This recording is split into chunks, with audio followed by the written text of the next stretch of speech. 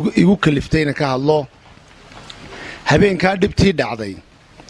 in maanta oo 2 bilood oo wax yar leh ay ka sokeeyeen inta xafada ayada la soo galo dhalinyarada ayadii la soo urursado la yiraahdo berigii ayaad sameecad xafiis u leeyahay xisbiga kulmiyaad kala baxdeen oo saldhiga ay ku xirxiran yihiin maxkamadna aan la horgeyn 5 cisho ay imika xirxiran yihiin rag kalena la doondoonayo arintaas waxaan u aragnaa waliba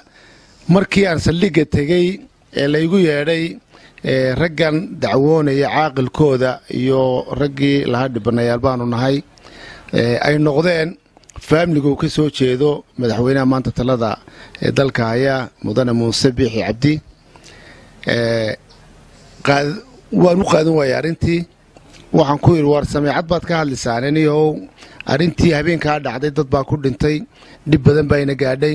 sameecadii iyo wixii kale ee adoonisan baana idii iibinaya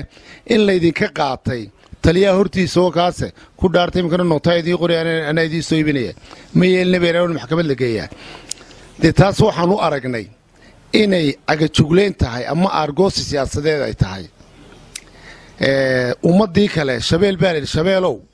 dhashaadii waxa laayay maroodi ma leeyne waan garanayaa wiil waxa laayay waxa laysay wiil garo marka ummadii kale reer Soomaaliland xisbigii wadani iyo kulmiye